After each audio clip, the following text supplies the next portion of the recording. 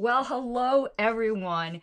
I told you I was going to be busting these out in order to catch up to November. So this is continuing through April, the bonus, well, at least one of the bonuses for April. How come I always have to sneeze the minute the camera comes on? It's awful. I think I have an allergy to the camera, to my iPhone. Anyway, so we're going to be doing the political perspective to go through April. I hope you got a chance, and if you didn't yet, to take a look at the thumbnail. I don't know if it's up on Facebook, but it definitely is up on YouTube. All these great political buttons and bumper stickers that I did like this collage of for 1972, obviously, but for that presidential campaign. I didn't put any of the Libertarian ones because this is dealing with the old parties. But there was some filthy buttons there, actually, for Richard Nixon by his supporters. If you guys thought Feel the Johnson was bad, how about McGovern can't lick our dick? Yeah, that was an actual button that they were proud of. Yeah. Oh, and they had ones that ladies were wearing that said, I like dick.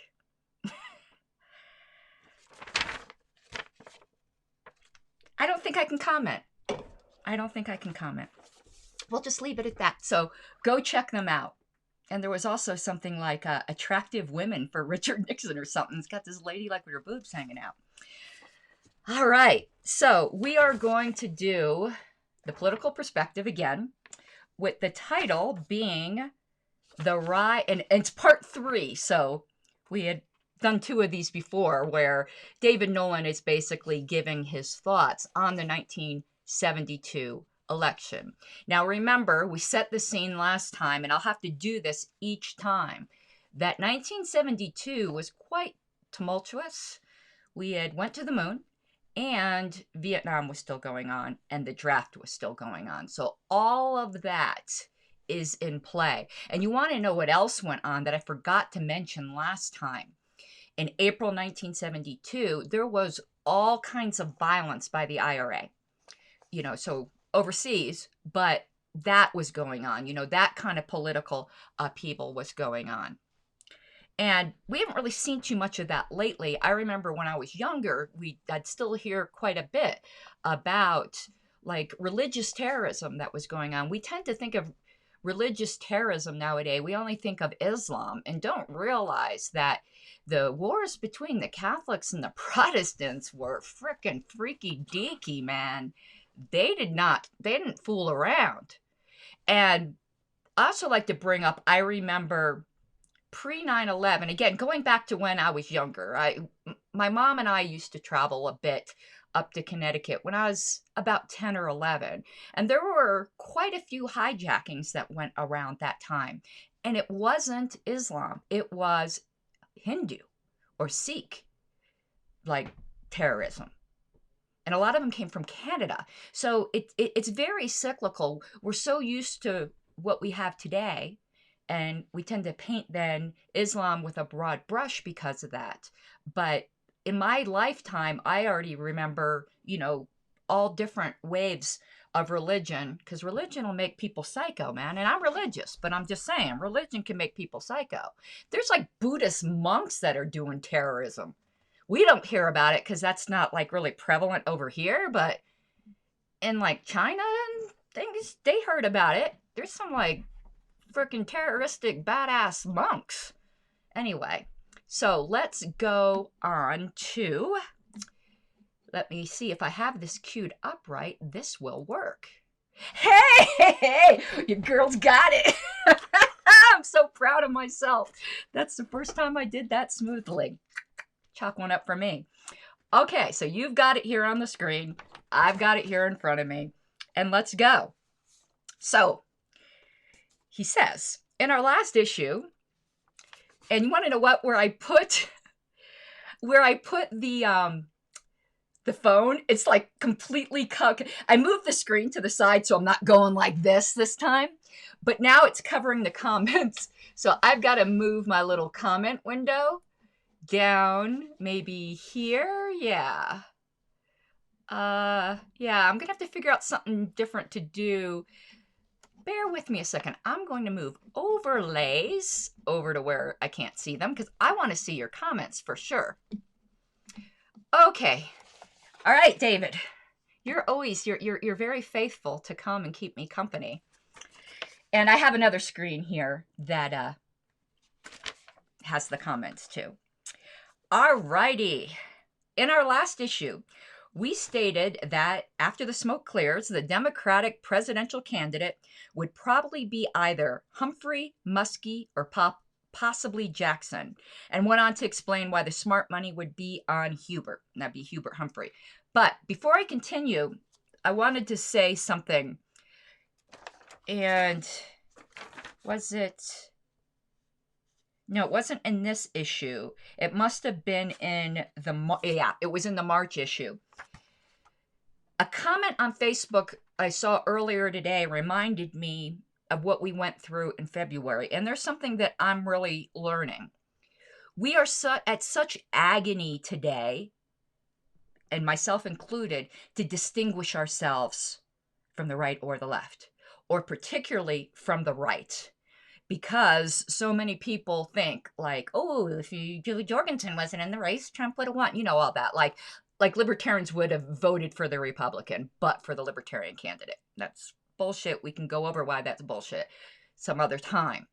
But so we're always stumbling over ourselves to distance ourselves from the right.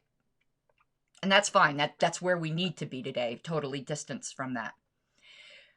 But I was reading in a comment today on one of my threads where I was talking about, the problem I had with some of the agenda as chair that our former chair, Mr. Sarwark, had, which was to shift the party more left, and not getting into whether we agree or disagree with that. But Richard Fast had said in those comments, well, libertarianism came from the left. History doesn't care about our feelings. Right? Mr. Shapiro. European libertarianism came from the left.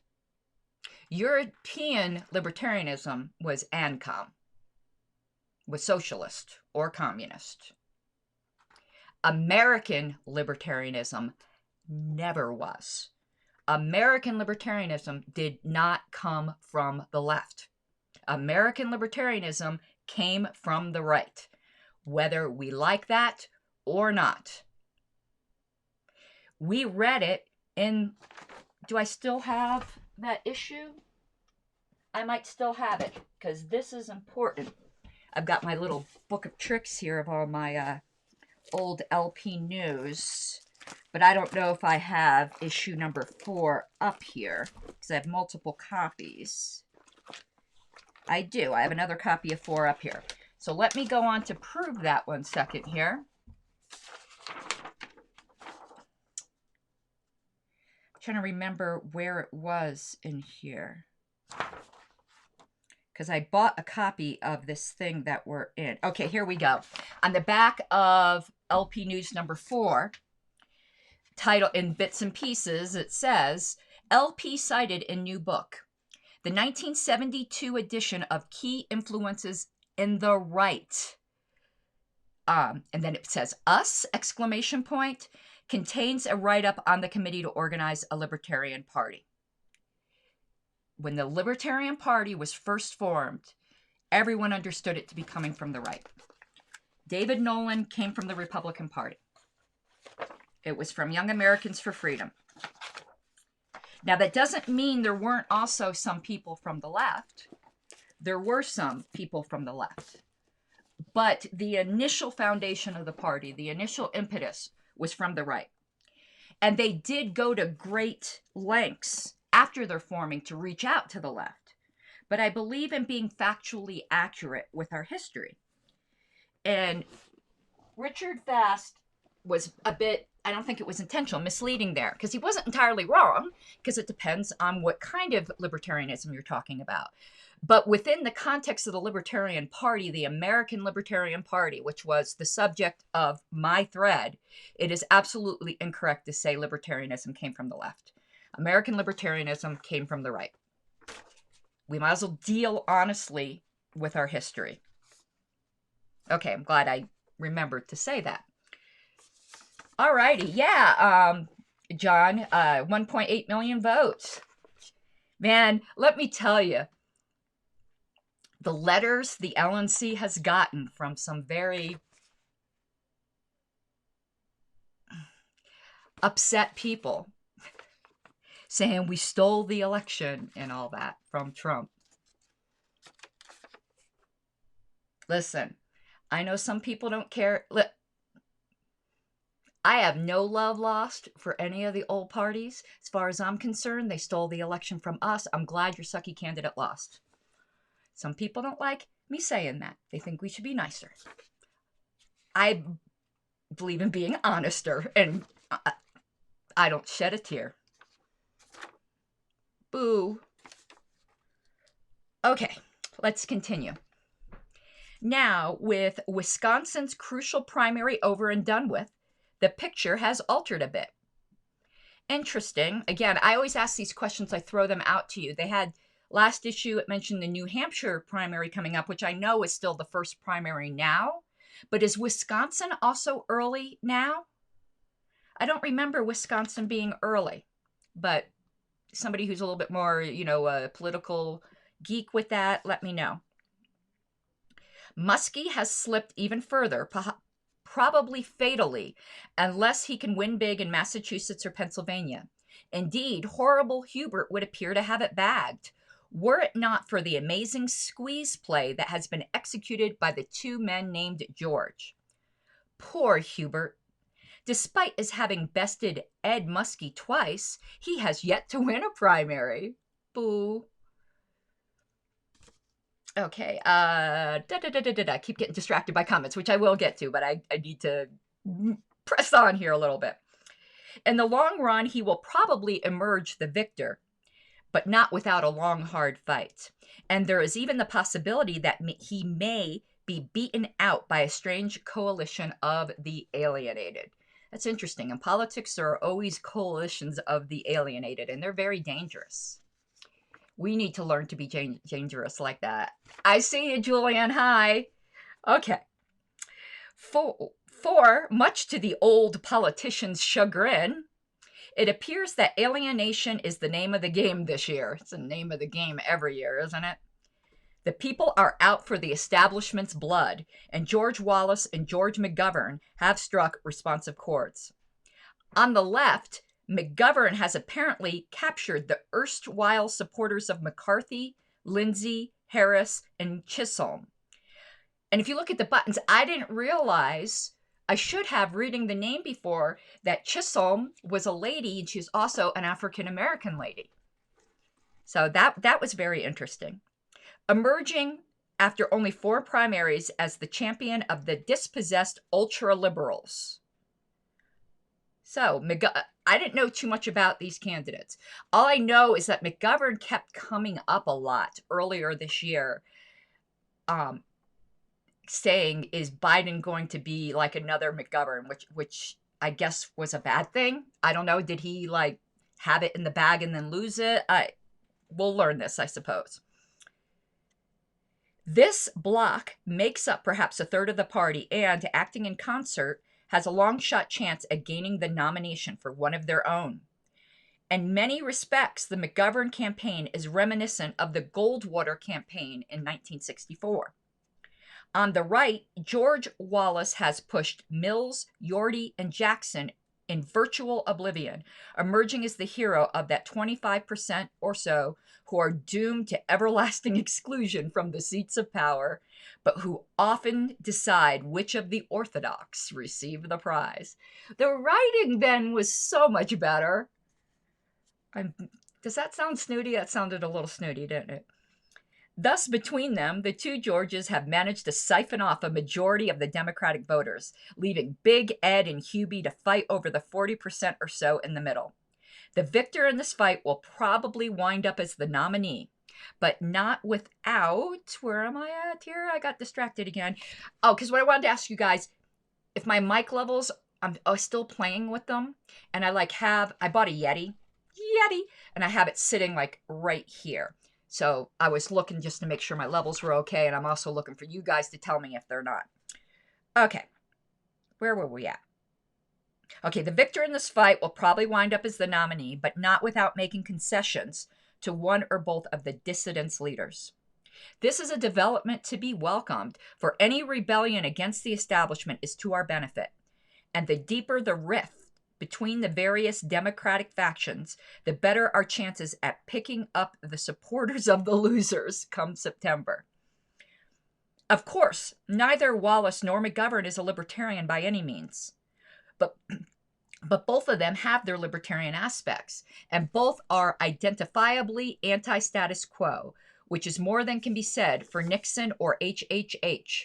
In fact, between them, you could put together one fairly decent candidate.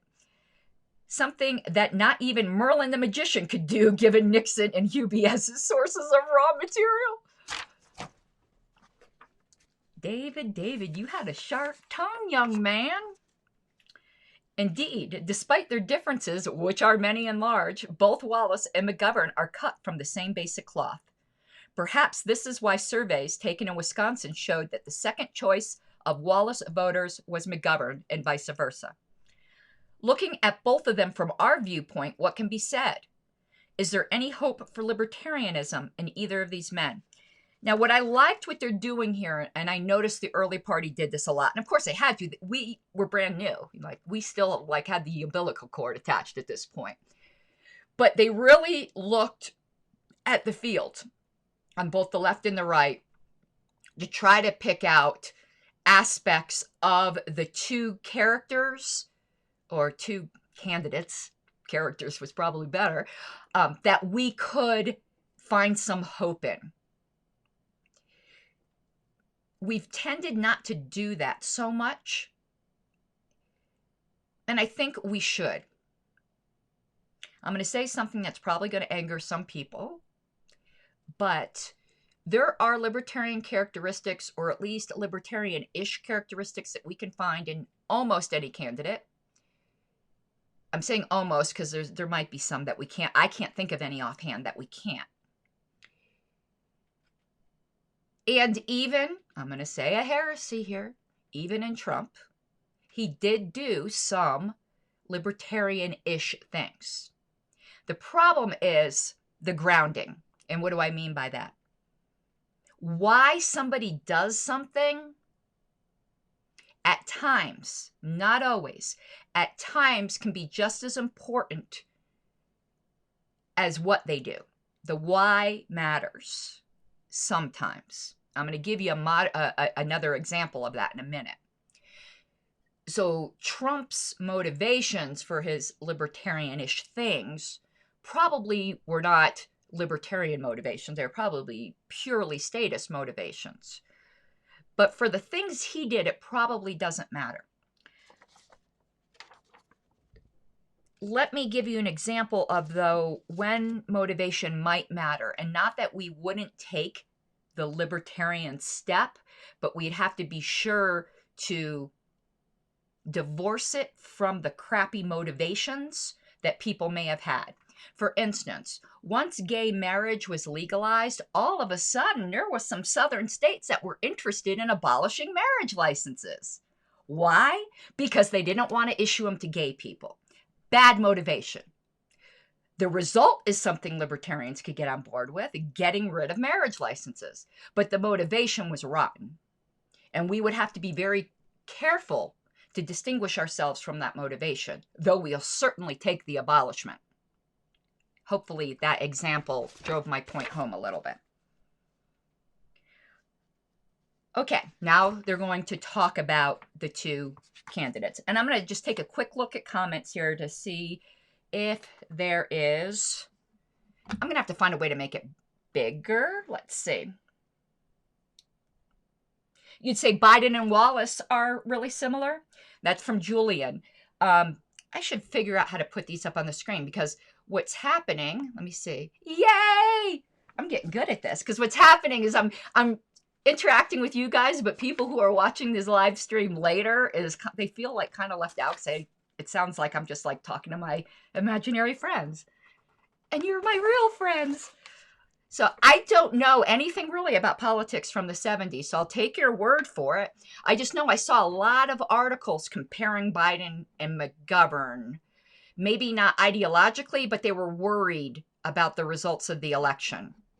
Apparently, things did not work out well for McGovern. We know he wasn't elected, but I don't really know why at this point. Okay, so to begin with McGovern, it must first be noted that he is by far the worst of all prospects. Interesting. I didn't read this before I said I kept hearing Biden was like McGovern. That doesn't bode well for us if that's true, right? Including Nixon. He's worse than Nixon? He qualifies this in the area of economics. Well, the Democrats are always the worst in the area of economics. I mean, that's just the way it is. He makes no bones about being in favor of massive income redistribution and has voted in favor of socialistic proposals even more consistently than Hubert Humphrey, which takes some doing. Again, we see the early party's absolute opposition to socialism. In the area of civil liberties, however, he is probably the best of the lot. Okay, now I feel a little better. I was getting worried there for a second.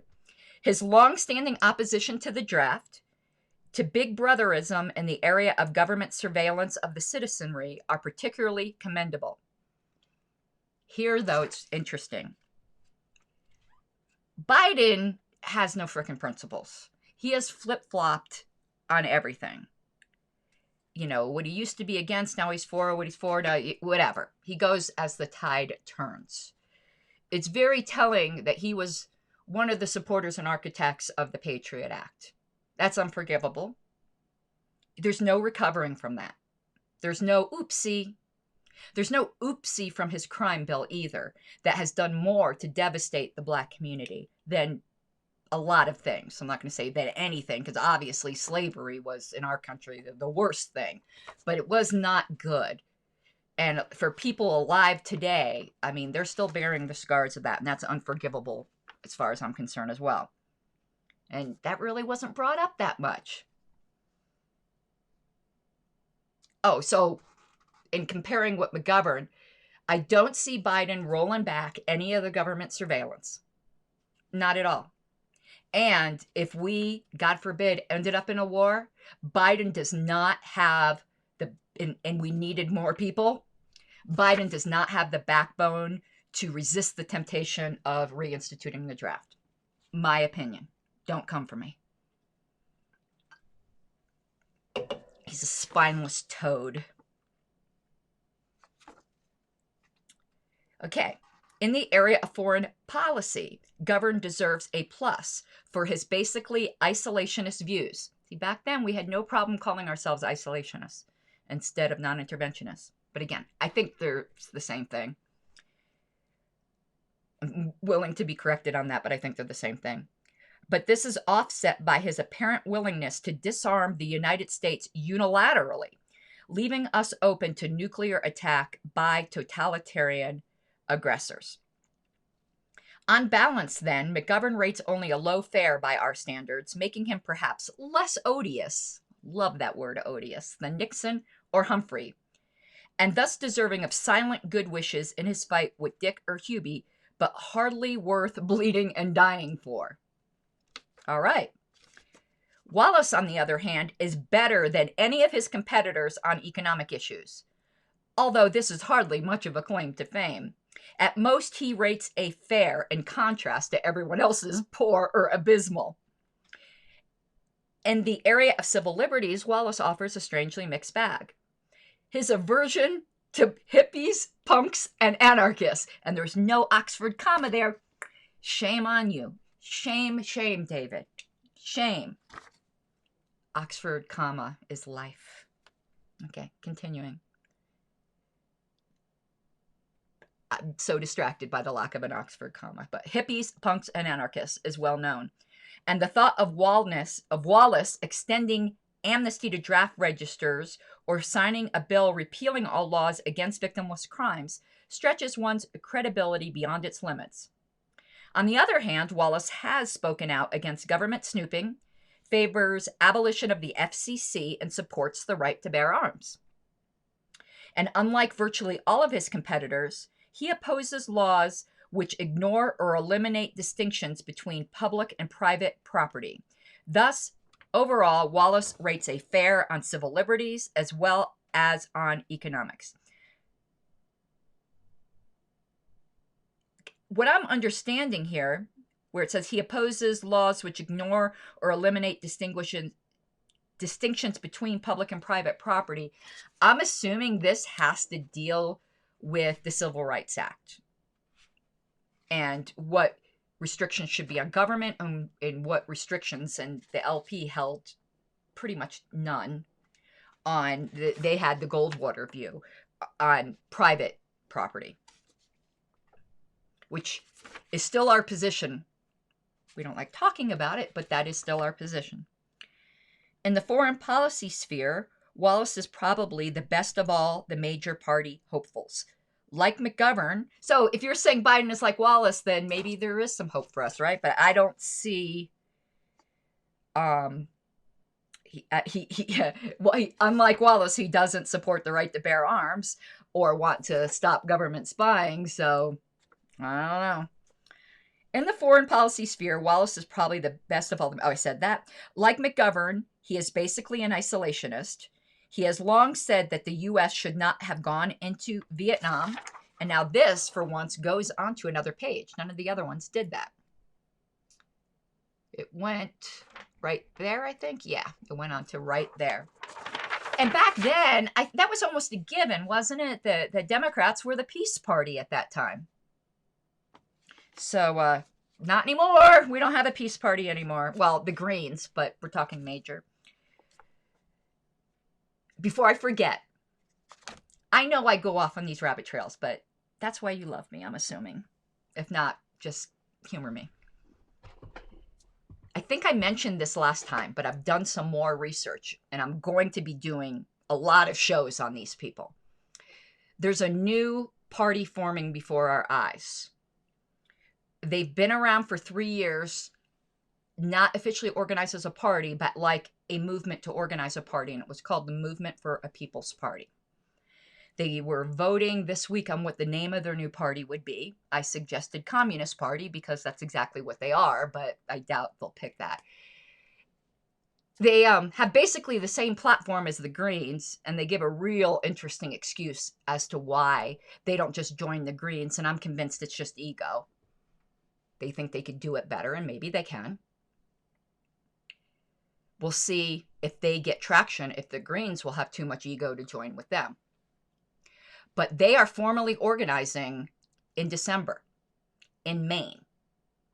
So why they're starting in Maine, I'm not sure. A lot of new parties start in Colorado because it's very easy here to start a new party. Our ballot access laws are very good. And in Colorado, all it takes to get ballot access and be a recognized minor party, meaning people could register. We do have partisan registration, so people could register as X, whatever your party is you get 1,000 people to sign on the line that they want to be registered as whatever your party is. And that's fairly easy with the population we have, at least in the cities in Colorado. That's why we have so many parties here. We had the Nutrition Party. I don't think they're around anymore. We have the Approval Voting Party. There's a new party that also started maybe 5 years ago, the Unity Party. I thought they'd get more traction. Look them up. They're very interesting. I know kind of like the David Nolan of the Unity Party, the guy who's the driving force, and he's a super nice guy. I mean, they're not libertarians by any means, but some of their planks are interesting. And one of their planks that I really like, and I find not very many libertarians agree with me, but that's libertarians, right? They have a plank that no one in office can run for a higher seat while they're still in office. So if you're a sitting senator, you can't run for president, for instance. And their rationale is you're getting paid right then to be a freaking senator. Be a senator. Worry about trying to give yourself a promotion on your own dime. And I agree with that. I always thought that was a very interesting plank. But then again, I'm in favor of term limits for politicians, and most libertarians don't agree with that. Which maybe I'll give one day. We'll do an episode. I got to write all these ideas down that I have on my libertarian argument for term limits. Okay, so continuing here. Oh, I'm not going to be able to pronounce this name.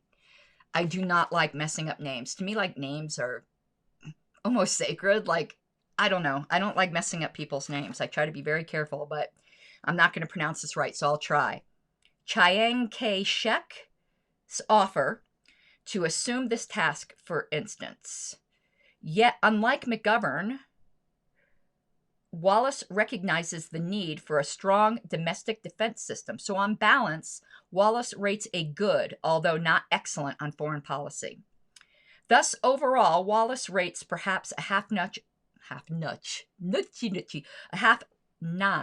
above McGovern, which is hardly good enough to send libertarians flocking to his banner, but which nonetheless makes him the best of a bad lot. I'm going to just take a look at comments here for a second. Yeah, Democrat. I'm going to stick this on the screen. That's what I need to do.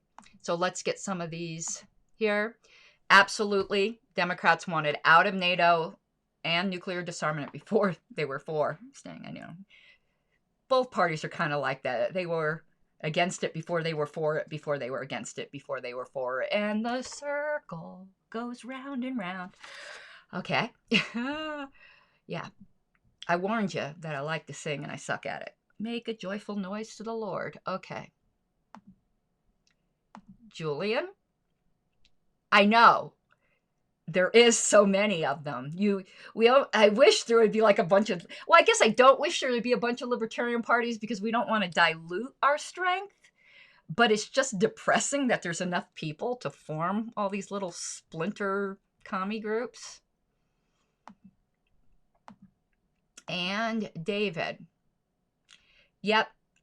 You and I are a rare unicorn in libertarians, my friend. And I'm kind of changing my mind on whether or not internal party offices I support term limits. I used to support term limits very, very strongly for like LNC members. And I'm kind of rethinking that. Though, even without term limits, I tend to think 3 terms is the most anyone should spend in any one position consecutively on the LNC. Most people just start to suck after that. I mean, look what happened. Listen, if you're a fan, I'm not trying to shade anyone, but I do think Nick fell apart right before the end of his last term, which is a shame because in his first 2 terms, Nick, I know some people will agree, some won't, I think was the best chair this party had. And I think it's a shame that things went to pots. Well, pots and libertarians like that. No, went to shit so rapidly at the end of his last term. But I still hold him in very, very high regard. So I think I've seen that a lot. And that you start to lose your effectiveness and your fire. But then again, you have someone like Tim Hagen who's been there forever. But he's the treasurer, and maybe that's not as draining. I don't know. I'm not putting down treasurer work by any means because I was a treasurer for Gold Coast Via de Cristo, and I'll never be a treasurer of anything again. And that's after having worked for, 10, 15 years? I can't remember how many, as a bookkeeper at Service Merchandise. Won't be a treasurer for a nonprofit again. Okay, continuing. What does all this mean from our viewpoint? Very little, actually, as the chances of the Democrats nominating a McGovern, Wallace, or Wallace-McGovern ticket are very remote, although not absolutely zero. And even if this were to happen, it is doubtful that many libertarians would be willing to devote much energy to supporting such a ticket. In sum, as we said regarding Ashbrook and McCloskey 2 months ago, any LP member who wishes to work or vote for Wallace or McGovern between now and June should certainly feel free to do so, for as was noted above, anything that serves to drive wedges between existing political factions is to our advantage. Primary emphasis should be placed on building the Libertarian Party, however, to assure that the disaffected will have someplace to go when the Democrats nominate Hubert Humphrey, as they are almost certain to do. And we all know they didn't. They ended up nominating McGovern. So, which might have caused somewhat of a dilemma, because it seems like at least David Nolan thought he was the best of the lot. So, I find all that. I'm learning a great deal. I hope you guys are learning a great deal. Now, to go back to David's comment here, 5 in the House, 3 in the Senate. You know, I'm very negotiable to what they should be. I want it to be something. So I'm like more than willing to make it longer than I think. You want to hear, politicians are so fucking shitty. I'm going to tell you a story of dirty, dirty, dirty politicians.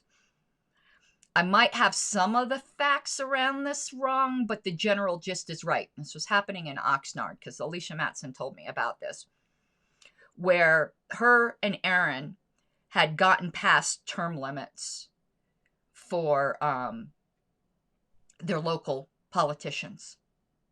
And the local politicians weren't happy about them. They thought the term limits were too short. So they sponsored another ballot initiative to extend the term limits. But the way they worded it on the ballot was, are you in favor of XXX term limits, making it seem like there weren't any term limits at the time. Sneaky, huh? Can't trust those bastards for anything, man. Now, last episode, I promised I was going to look up something for you, and that if we had time this time, we were going to pull it up. I don't have it queued up, so this is going to be a little herkity-jerkity, but I usually do edit down for the live stream. I mean, to put on the channel, the live stream. The live stream will remain up, but I also put a smoother version. Last live stream, though, was deleted by YouTube. Oh, let me rant a moment. The last live stream was deleted by YouTube because it got a copyright strike. Now, I didn't get a strike, so I didn't get like a ding against my channel, but it was taken down because the copyright owner of that song, that 1972 song from Spirit, okay, wanted it down. They didn't even just claim. I don't know, a lot of you might not know how YouTube works. So a copyright holder, when they make a copyright claim against a creator's work, they could either ask for it to be taken down, or they could just claim it. Meaning, if the video ever ended up making money, and YouTube can put ads on any video, even if the creator doesn't qualify for monetization, the copyright holder will make money. And that's what most copyright holders do. They just claim it. Why not? But these bastards struck it. So it's deleted, and I had to edit that song out. It's up now again without that song. But here's what's so freaking stupid about that. A, I didn't play the whole thing.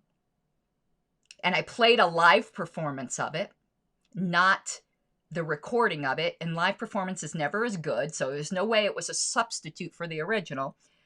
And it's a 50-year-old song. I had never heard of it. I guarantee you most people who are watching my stream never heard of it. And they might have just gone, wow, that was a cool song. I'm going to go buy it now. And they'd start to make some money from this 50-year-old song that's just lying in the grave right now. Stupid. Just stupid. God, I hate copyright. No such thing as IP, but apparently YouTube doesn't agree with me.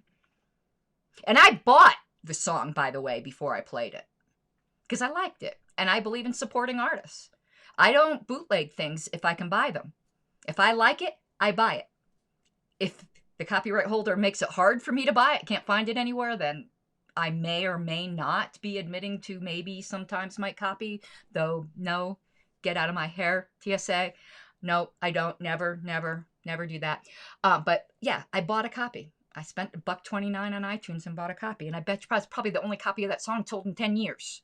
And they struck my video. Now I'm wishing I had stolen it. Even though I don't consider it stealing, you know what I'm saying. So, at that time, though, I had promised you that there was this really funny, I don't know what brought it to mind last episode, but there was this funny article in The Onion. The Onion makes fun of everybody, obviously, but they make fun of libertarians quite a bit. I get the distinct impression, though they make fun of ultra-liberals too, but I get the distinct impression that the political slant of the writers of The Onion is very left. Just like I get the impression, and I found out I was right, that the political slant of the writers of the Babylon Bee is more right / maybe libertarian. So I do think behind the humor with The Onion, there is an underlying actual hostility to libertarians, but it doesn't mean it's not funny. I believe we have to laugh at ourselves.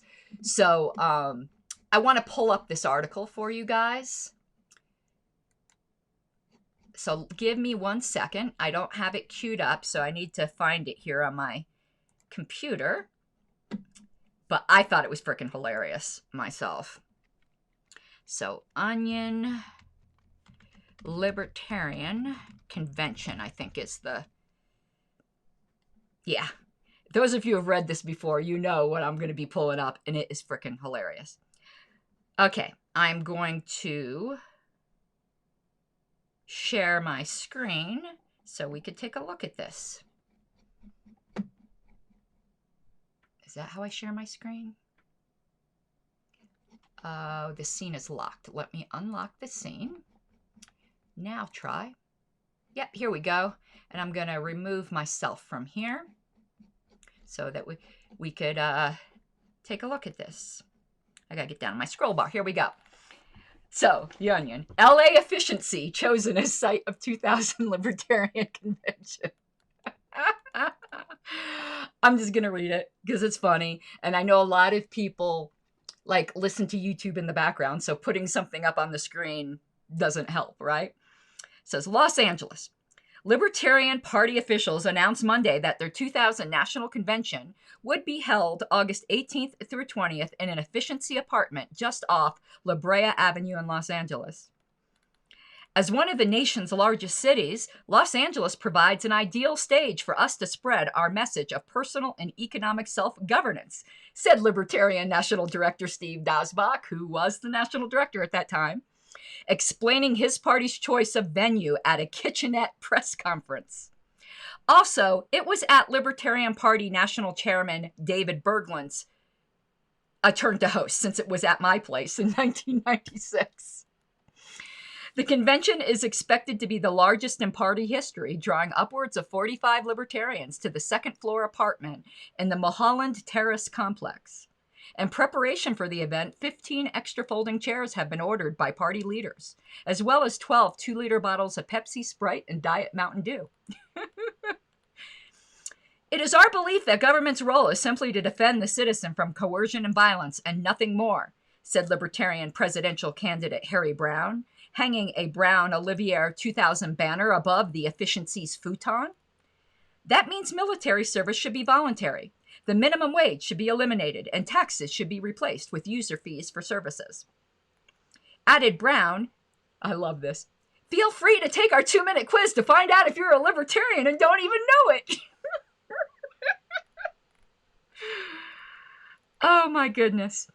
We hold all individuals have the right to exercise sole dominion over their own lives and have the right to live in whatever manner they choose, so long as they do not forcibly interfere with the equal rights of others, said Dasbach, wearing a repeal all sex laws button on his lapel. This August, that ideal will pass from apartment 12B to the world. With 1 month to go before the convention, the Libertarian platform is set. The party will demand an end to government subsidies for businesses and farms, the elimination of patrols at U.S. borders, and the decriminalization of crack cocaine. Party members also support the making of traffic signals, recommended but not mandatory, as well as a plan to move America's heavy industry to platforms in low Earth orbit by 2007. Despite such philosophical unity, some decisions still need to be made before the convention. Seating arrangements are in flux as organizers await word of the pro-LSD lobby's attendance, as well as that of the Illinois delegation's wife. Pizza toppings also remain up in the air, with a key block of 5 Southern delegates favoring pepperoni over the more popular mushroom and green pepper for the planned 6 extra large pies. The number of topics and speakers on our agenda was the reason we couldn't hold the convention at the Ventura Boulevard Denny's as originally planned, said Holly Pfizer, convention co-chair and one of the nation's leading advocates of the privatization of police. Plus, they add a 15% gratuity for parties 8 or more, and that would have severely depleted our campaign war chest. I'm sorry, this is just making me want to pee my pants. A portion of the money saved by not holding the convention at Denny's will go toward the featured entertainment. A live performance by singer Don Henley that was recorded in 1998 and will be played on the apartment stereo. Whenever you have this many libertarians in one place, there's going to be some disagreement, said author and gun control opponent William McPeters, who will deliver a speech entitled Why I Abandoned the GOP and How America's Drug Legalization Activists Can Profit from the Coming Economic Devaluation. But if Americans, libertarians, join together as a strong, unified force, well, there's just no limit to what 57 people can accomplish. I'm sorry. That is fucking funny. That is, that's funny. I like making fun of ourselves. I think you have to be able to do that. Okay, let's, how do I figure out how not to share my screen anymore? Is this it? Yes! Okay.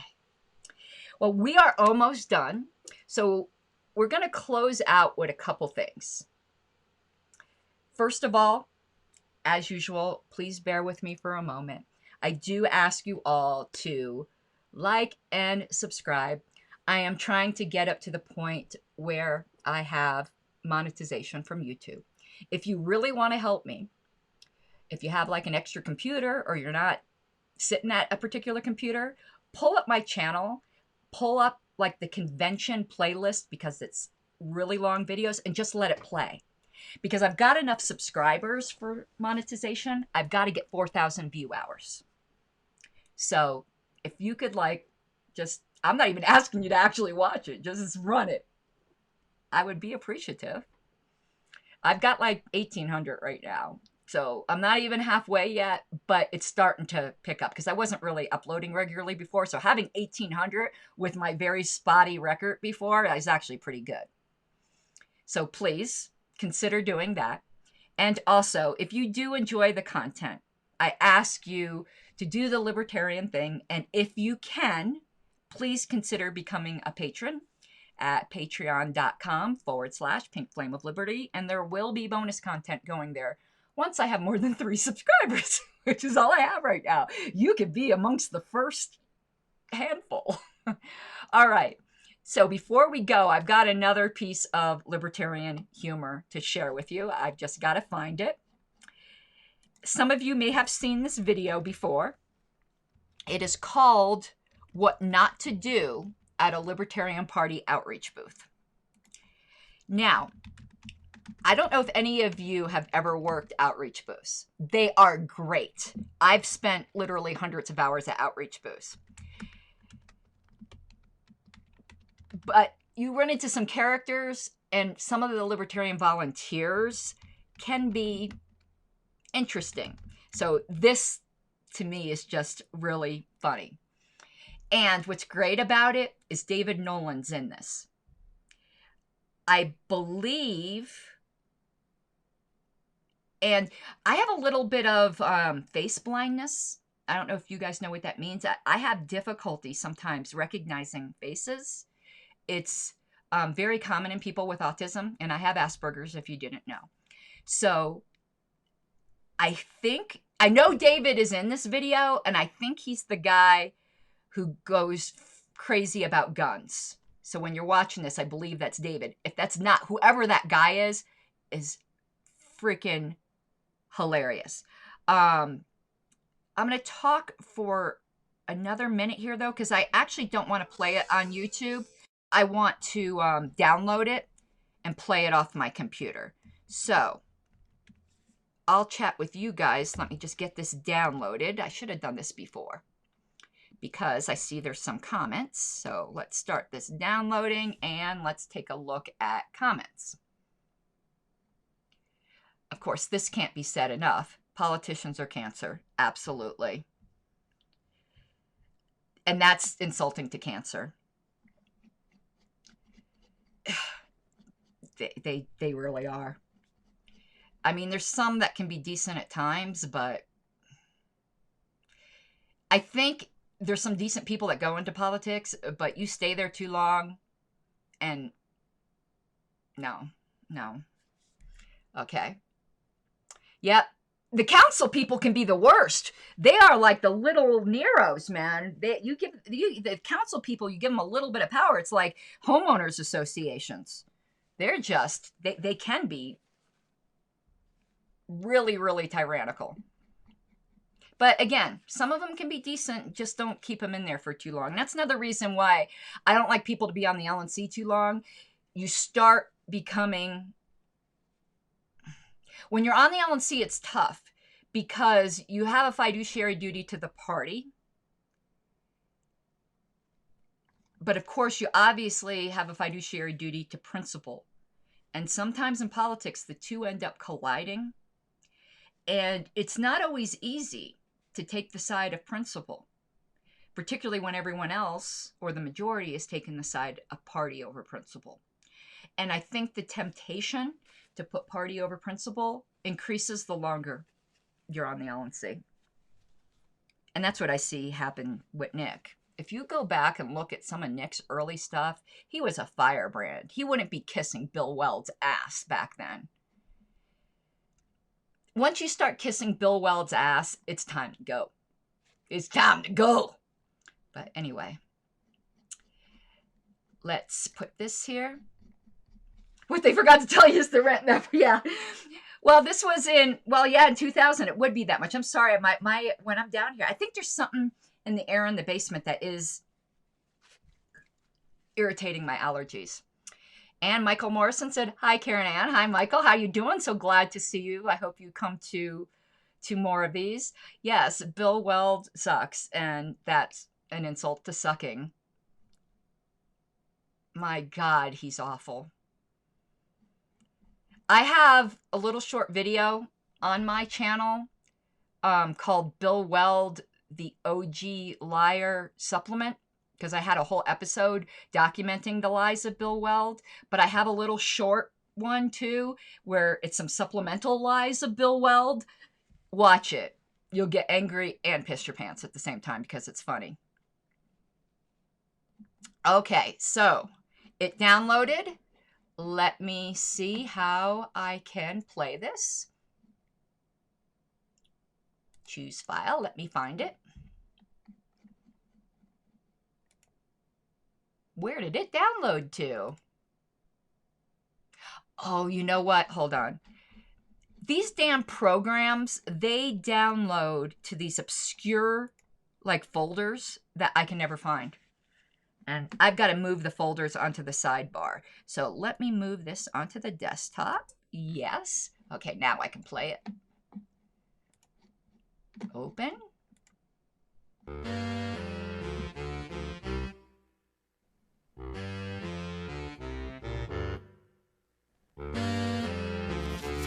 What is this about? What is this quiz thing for?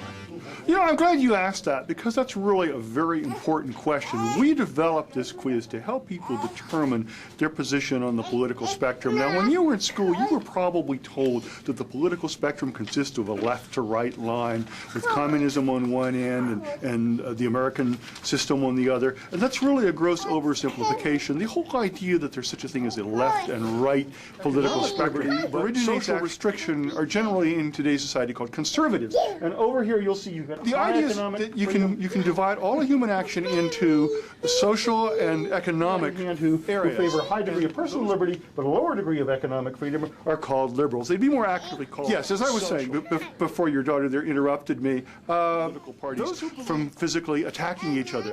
But back to the quiz that you asked about. Right, the idea behind this is that you can divide all of human action into two different categories, economic and social action. Can you keep her quiet? So the division into liberal and conservative. I'm sorry, but I really actually. But wait.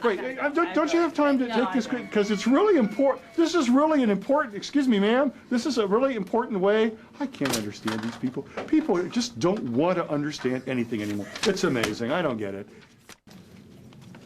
Yeah, I looked through that article in there. That was a great one. I've read it about 3 or 4 times already. You got to check it out. Great article. Yeah, well, what's your position on the public schools?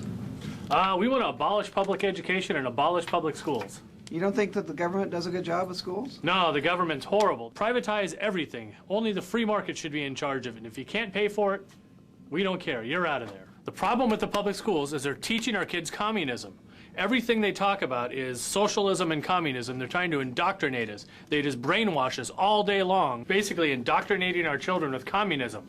And we need to end that because we're turning into a communist state, and it's the public school system that's doing it.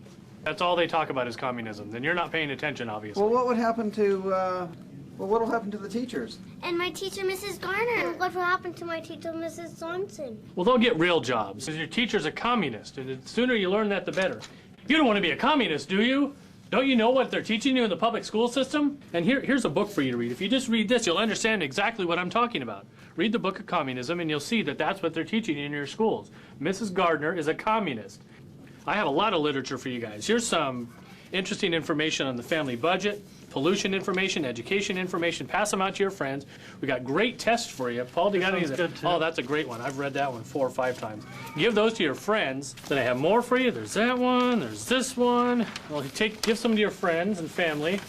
And we got books. Lots of books for you here. Oh boy. There we go. Let's get those books for you. Need stickers for the kids. Okay. Can I have one?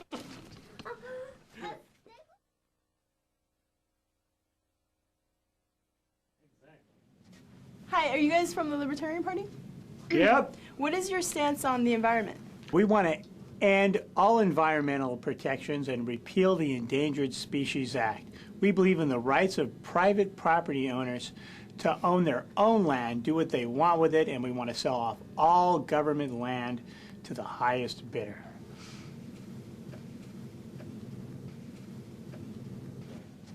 Hi, are you guys from the Libertarian Party? Yep. What is your stance on the environment? We're anti-environment. We're against the environment. We want absolutely no environmental regulations. You hippies want to save the forests? We want to pave the forests. We want to shoot all the spotted owls, shoot all the other animals, pollute the streams and lakes and rivers, and we want to sell Yosemite to Disneyland so they can build a roller coaster over Old Faithful. We want to let Shell drill for oil at Yellowstone Park and all the places that all you hippie commies want to save for the birds and the bees. Oh yeah, the Libertarian Party. I've heard of you guys. I'm kind of understanding, finally. You're for freedom of carrying a weapon, right, for self-defense? Yeah, it's just there's people out there that are trying to rape your kids and your family, and you ought to be able to shoot them with a machine gun. You need a machine gun to shoot all those people and that's out there. what I was going to say. I understand carrying a handgun, a little thing for self-defense, but a machine gun, you seriously don't think people should be able to carry machine guns, right? I mean, that's a lot. Yeah, the right to bear arms, it's right here in the Constitution. If you want to drive a tank down the street, it's your business, as long as you're not hurting anyone. No, come on. You can't be serious. Tanks? You think we should have tanks?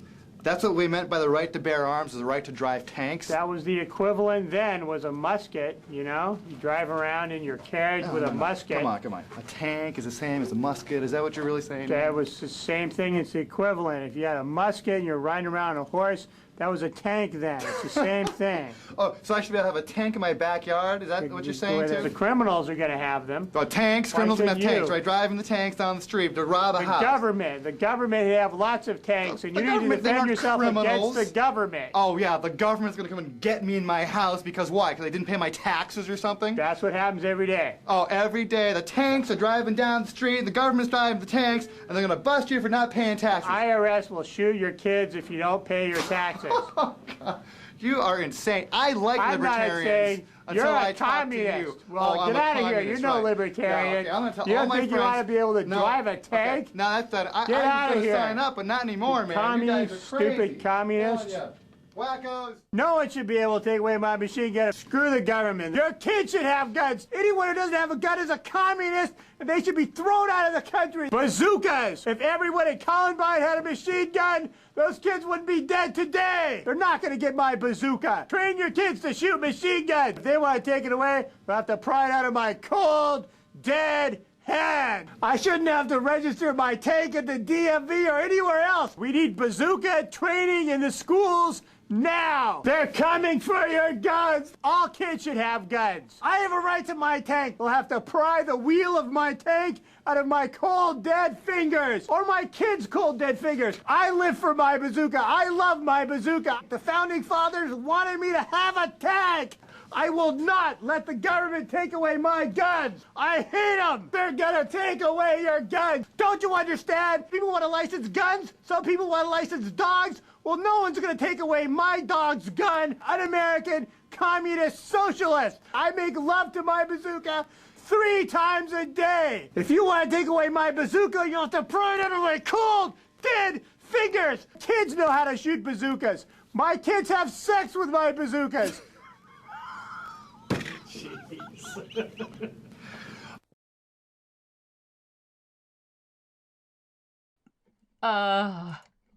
Okay, that's a classic. I love that video. Sorry, to me, we want to shoot the spotted owl.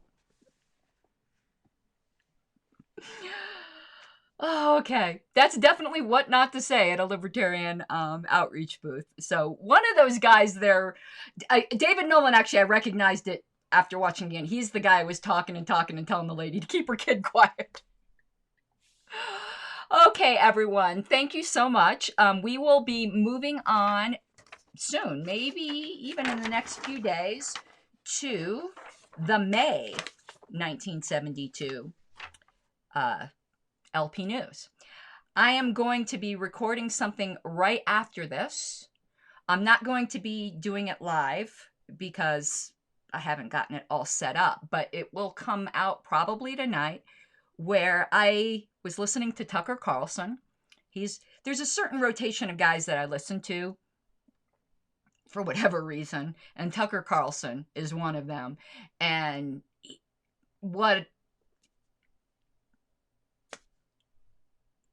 so cognitive dissonance is real, my friends.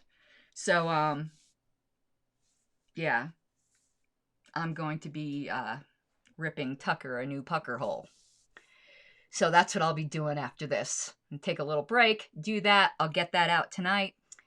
I hope you guys have an awesome night. And, yeah, I'll be putting out a lot more content. Thank you so much for keeping me company. And let's see if I get my closing to work properly.